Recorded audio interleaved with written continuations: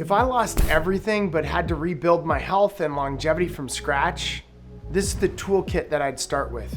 These are essentially my non-negotiables, the daily habits, the technologies, the protocols that I use to feel younger, to think sharper, and ultimately to live a longer, healthier life. And this is because longevity isn't just an accident, it's literally engineered. It's something that you do well. And I have friends that are doing even better things right now than I am around some of the longevity habits that they have. But when we compare our lab tests, chronologically, they're the same age as me, and biologically, they're so much older because I've been doing a lot of the things, the foundational principles for so long. And so I want you to be able to get access to these intentional habits and strategies and solutions that will help you live a longer, healthier life. So essentially, a lot of people think, oh, I'm just going to buy longevity. I'm just going to buy it through a pill. I'm going to buy it through an injection. And trust me, there are some amazing things coming down the pipeline in respect to pluripotent stem cells, mu cells, targeted peptide therapies, exosomes, all of these different things that are really cool and exciting, right? That can have a big impact on your life. But you don't just build longevity in a single day. What I believe is that true longevity is built through what I would consider identity-based longevity habit transformations. So I want to get to the power of personal longevity through the toolkit that I built. And so I'm going to get into my personal systems that I use that I think are at the core versus just chasing all these different trends. I definitely chase the top researchers, scientists, and strategies out there. But these are the core things I'm going to talk about. I'm going to also talk about longevity habits that when you stay consistent with them, they compound, right? Consistency in these compound, and they compound like interest, right? Like a good investment that you make in the stock market. And then we're going to get into tools that really regulate stress, mitochondria, cellular repair, okay? Buckle up, let's go. So every single time I have essentially gone to these blue zones around the world, there's a system, right? There's a system that these long-lived people have. And there's a system in Sardinia, there's a system in the Loma Linda community, in Okinawa. They don't rely on motivation, they rely on mechanisms. A lot of these people, they don't take supplements. They don't take the peptides. They don't do this and that. And they live to over 100 in good health. My wife's grandmother died a day or two before she was about to turn 104 years of age. And when I learned about her lifestyle, she was adamant about not taking any medications. She exercised. She ate healthy. She ate oatmeal every day, which isn't something that I was thinking would be necessarily a good thing to be eating every single day, but that's what she ate every single day, right? But here's what the Nature of Aging research article came out with. This is a 2022 randomized controlled trial by Fitzgerald. It showed that consistent daily practices of sleep, of movement, of nutrition, stress regulation can ultimately slow down DNA methylation aging by 3 years. That's right. These little things can slow aging down by 3 years in literally a matter of just 6 months. The toolkit concept is really simple. You build a foundation that works under pressure. Like it works when you're stressed out, it works when you're traveling, right? These are the levers that really help generate energy, hormone regulation, cognitive performance, and resilience. So you essentially don't rise to the level of your goals, you fall to the level of the systems that you integrate. And so you want to be dedicated, you want to be committed, you want to be disciplined around the systems that you create, and ultimately you want to be devoted to the systems that you create, right? So important. So here's some of the daily non-negotiables in various toolkits, longevity toolkits. We're talking about, morning sunlight, hydration, exercise strategies like strength training, zone 2 training, exercise snacking, sleep hygiene, cold heat therapy for hormesis. So let's start with the daily non-negotiables. What do I do And what are the things that I like to do to really create exponential health? Morning sunlight is one of those. I step outside for anywhere from 5 to 10 minutes right after waking up. And typically, right now, the clocks have fallen back, so it's dark when I wake up. So I have a daylight light that I turn on next to my sink. It's like getting the sun in a way. And then when the sun does come up, I go outside and I get the 5 to 10 minutes, right? A study done in Science Research Journal in 1989, this is an older study, showed that early bright light exposure synchronizes circadian rhythms. It supports melatonin balance and downstream mitochondrial function. You'd never think that sunlight exposure would have that big of an impact and actually help to upregulate mitochondrial function, but it absolutely does. So hydration is a really big element to my foundational toolkit. And I use electrolytes. You know, I've got a ton of electrolytes inside of my water here.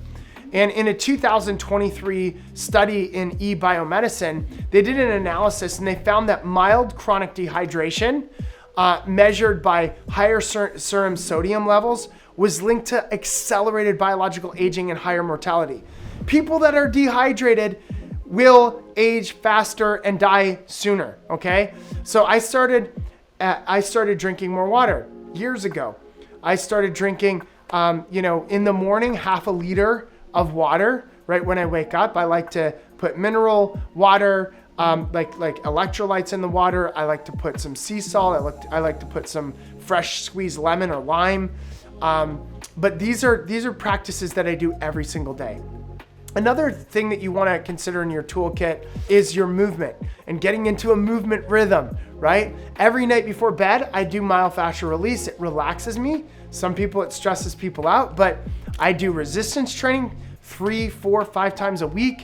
I'm fit every single day. I do something in zone 2 every other day other than when I'm working out. I don't consider zone 2 training working out. But you want to be fit. You want to do things like swim and run around in the yard with your bare feet or do things that are activating fitness inside of you. The ultimate anti-aging organ in your body is your muscles. So you need to preserve it. And look, a lot of people at the age of 30 and even sooner now are starting to lose muscle mass. And this is one of your most important longevity organs in your body. And some are arguing that it's your number one longevity organ in your body, right? A lot of people don't think about that. They're like, oh, your brain, your heart, your muscles. If you have healthy muscles, typically you have a healthy brain and also have a healthy heart. So zone 2 cardiac training twice weekly enhances mitochondrial density. Journal of American Medical Association meta-analysis showed each thing that you integrated around fitness lowered all-cause mortality by 13%. So movement snacks are another thing in the research that has been really powerful. I think Rhonda Patrick has done a really good job educating about exercise snacking, each and every hour. That's squats, that's stretches, that's walking. I have a walking treadmill right here in my office. I have a vibratory platform right behind this camera right here. I've got a pull-up bar right here. I've got a gym over there. So, these are things I do between calls and I stay active. It keeps your metabolism on. It keeps you healthy and vibrant. I also love stretching as well, which is another thing that I do before bed, which brings me to my next point, which is sleep hygiene. Typically the latest I'd like people to go to bed is 10 p.m. Lights out, right? Screens off after, 7 or 8 o'clock at night. But if you want to go kind of at another level, I would say screens off at 6 or 7 o'clock and go to bed around 8:30 to 9:30, right? Those are the earlier you can get to bed, the earlier you can eat your dinner, the earlier you can get to bed, the better sleeps you're going to get. Just try it. Just try it for a week. That's my challenge to you, is be like, I'm going to go to bed 2 hours earlier than I normally do. If you're going to bed at like 11, just try to go to bed at 9 and see what happens. So what happens is deep sleep, it clears brain toxins. It also clears what they call your glymphatic system, which is your lymphatic system inside your brain, which detoxes your brain. When you don't get good deep sleep, you don't drain your glymphatic system. One of the hacks around this, if I don't get good sleep that drains my glymphatic system that I don't have research around, is taking like a massage gun, hitting like the back of my neck, my temples, just closing my eyes, doing deep breathing. And I feel like that does a pretty good job kind of getting me reset if I don't get that deep sleep that I need. And I turn it all the way up to the highest vibratory setting, or else it just kind of, if you use the Theragun, or if you use, some of these other vibratory guns that are out there. That's a good kind of strategy. Another strategy is to go inverted. If you don't get good sleeps, if you want to drain your glymphatic system. And obviously exercise is another good thing that you can do. And the thing that I don't like about a lot of these biological trackers is it says, oh, your readiness score or your stress score is really high because you got a bad sleep at night. Don't exercise today. It's like, dude, what? Like maybe you don't push your body as hard as you would if you got a really good sleep, but exercise is actually a really good thing. So another research article in Science in 2019, a paper reported that 30% of amyloid plaque builds up after a single sleepless night. 30% amyloid plaque buildup after a single sleepless night. That's a lot of amyloid plaque in your brain after a single sleepless night. This is one of the reasons why a lot of people, they have anxiety and depression when they're not sleeping, because like your brain is literally becoming more and more rigid, and the amyloid and other factors are building up inside the brain, not to mention the toxins and the metabolic byproducts that the glymphatic system releases when you get that good deep sleep at night. So another thing is cold and heat exposure. So cold therapy, some people criticize going hardcore, really low temperatures for females. Hey, they shouldn't do that. It stresses their cortisol and their adrenal glands, et cetera, et cetera. And saunas are okay, but cold therapy is a no. I just say listen to the best doctor you could possibly listen to, which isn't me, right? Even though my ego wants to say it is, it's you. It's the innate healing and regulating potential inside your body. And ultimately, you will know whether it works or not and whether it's good for you or not. But I will say that you want to do cold therapy because for several tries in a row before you make your decision. Don't just do it after the first try, or else you're just going to say, oh, I hate it, right? Everyone hates it, right? The people that love it hate it at first. So you want to do it ultimately for I would give it 5 or 7 tries. Maybe if you're chronically ill, work with your doctor. Maybe don't do cryotherapy. If you know you have adrenal fatigue or something like that. But definitely work with somebody that can help navigate that around your lab testing. But again, cryotherapy, cold therapy activates brown adipocytes in your the bat cells in the top of your shoulders and in your body. It produces norepinephrine. And it's really, really powerful for activating a bunch of fat burning pathways inside your body. That's cold therapy, cryotherapy. And listen, you can do cold showers. You could start there. You could do cryotherapy in those chambers. Start there. You could do, cold plunge. That's my favorite way of doing cold therapy. But those are some things that you can try. Regular sauna use. I use my sauna 3 to 4 times a week. You don't necessarily need to spend 15 grand on a sunlight and sauna or something like that. You could do, there's a product called Heavenly Sauna that's only a couple grand that a lot of the billionaires in the world use. A lot of the wealthiest people in the world use this particular sauna because it increases the body temperature of your body so fast. It essentially stimulates a lot of heat shock proteins. And then there's also sauna mats that you can use. So if you love television, I don't watch very much television at all. Maybe once or twice a quarter, I'll watch a movie.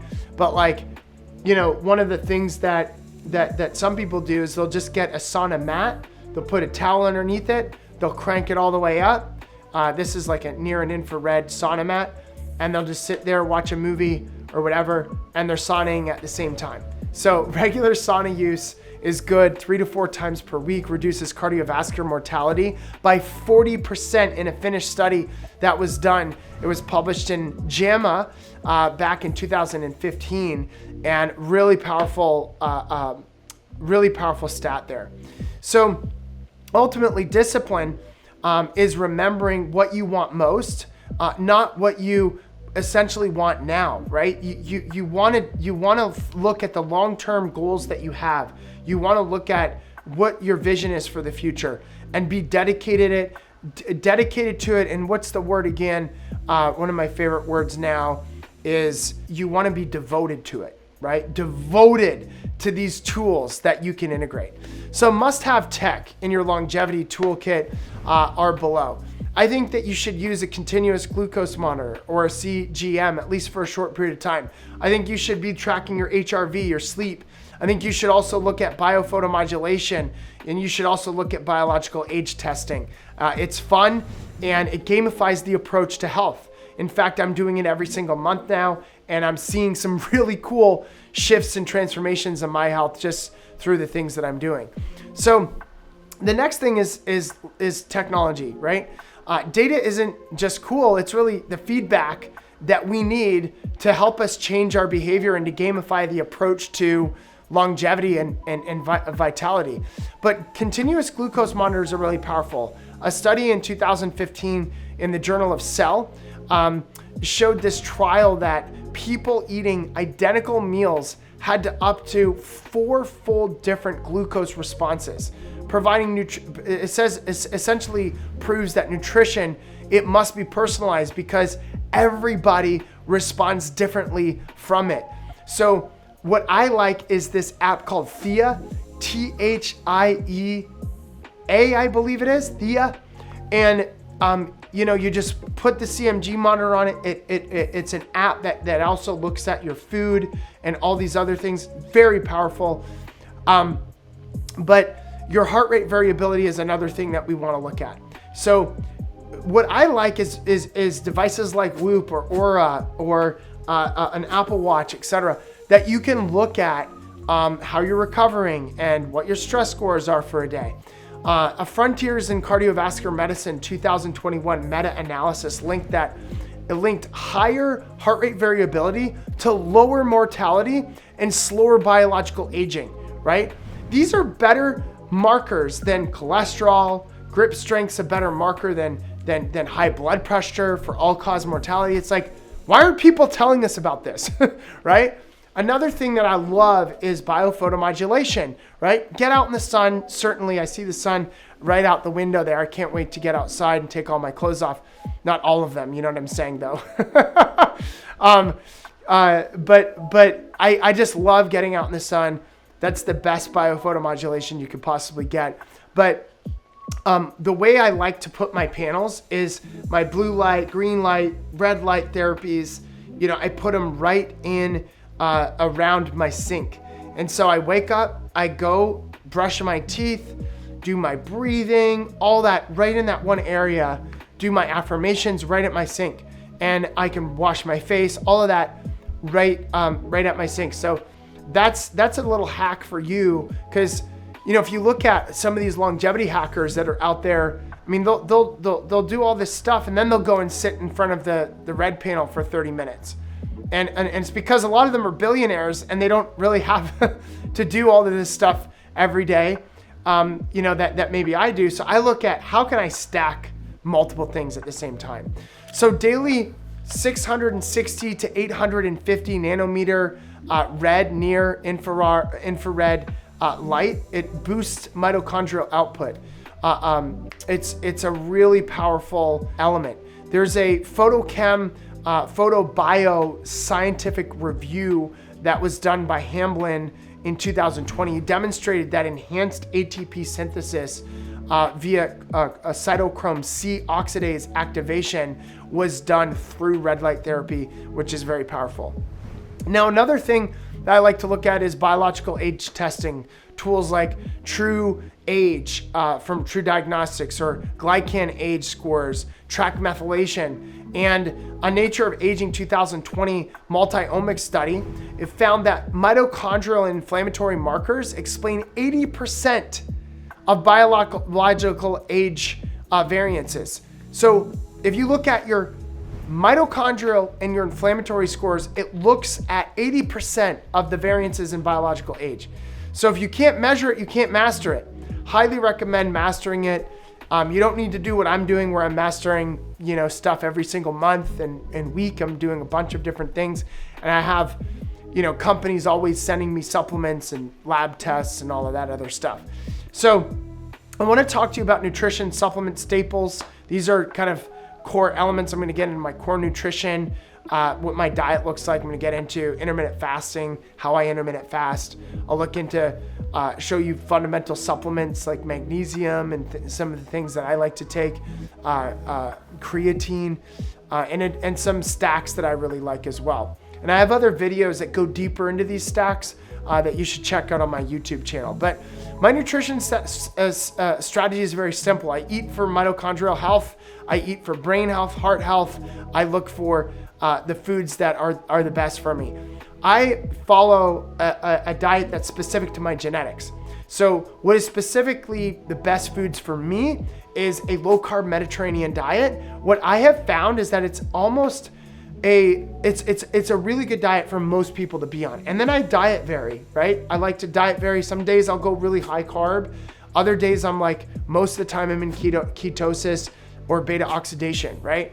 So Mediterranean diet is like healthy plant-based foods and proteins and healthy fats and time-restricted eating and berries and healthy micronutrients as well.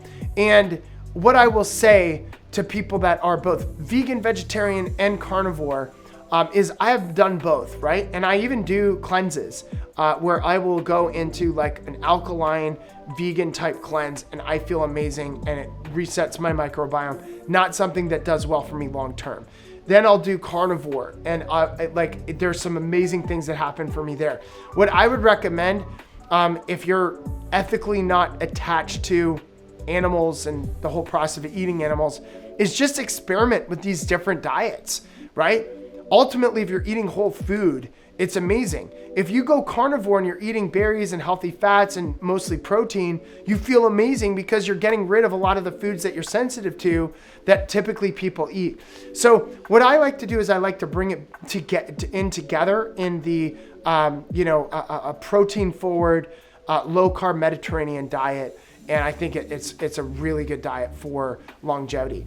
A New England Journal of Medicine article in 2019 by DeCabo and Matson, it showed intermittent fasting improves insulin sensitivity and reduces inflammation and activates also autophagy. So these are also really powerful strategies you want to integrate. I like to do reverse intermittent fasting, which means you don't intermittent fast in the morning, you intermittent fast at night. So you skip your dinner. And it's just a really good thing that I have experimented with that helps me get much better sleep at night. But you got to experiment. You should do, normal intermittent fasting, which is, consume all your food in an 8 or 6 hour time frame. Some of you may want to do it in a 10-hour time frame. And you fast the morning and you eat at lunch to dinner, or you do breakfast to mid-afternoon, and then you fast in the evening. All right. So you just got to check in with your own biology and see what it tells you. So supplements are about precision. They're not about excess, right? You don't want to overdo it. That's why I think this company called Tailored Biosciences does a really good job putting all of the different longevity supplements into a really convenient cup. And it's easy to use, and it doesn't create that bloat when you're taking all these different supplements. So just on a regular basis, creatine is a great product to take. Magnesium supports over 300 plus enzymatic reactions inside the body. I like to take a magnesium calcium supplement as well. I like omega-3s. EPA DHA lowers cardiovascular events by 25% in a meta-analysis that's been done on omega-3s. You've got vitamin D3, you've got K2. If you're taking calcium and you're not taking K2, K2 helps the calcium get into your cells, into your bones, into your body, utilized by your body. A lot of people are K2 deficient, so then they consume a high calcium diet, or they're taking all these calcium supplements because they're like, hey, I've got brittle bones, or my mother had osteoporosis, or whatever, and they're building up all this calcium in their arteries, which can lead to a stroke or a heart attack. So you want to take vitamin D, K2, optimizes bone and immune health, and then some other ones that I just did a really good, from my perspective, video on this, is some of the longevity supplements of nicotinamide riboside, NMN, urolithin A, spermidine, hobamine, 2-HOBA, all of that, which will help to get rid of free radicals in your body and also create mitochondrial renewal. All right.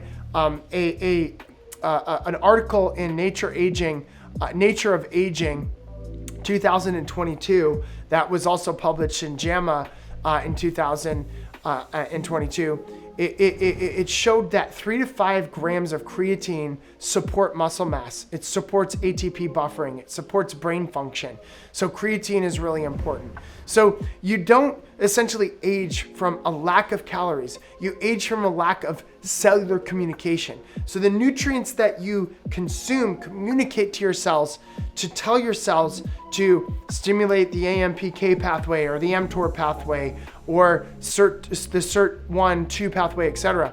So your mindset and your emotions are also a very critical component to this toolbox that you want to integrate.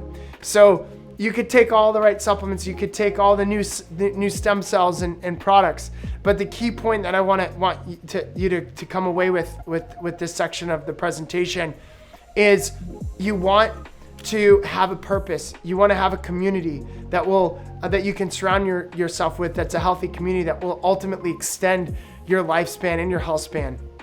You want to have emotional regulation that lowers inflammation and cholesterol. I'll share with you how to do that.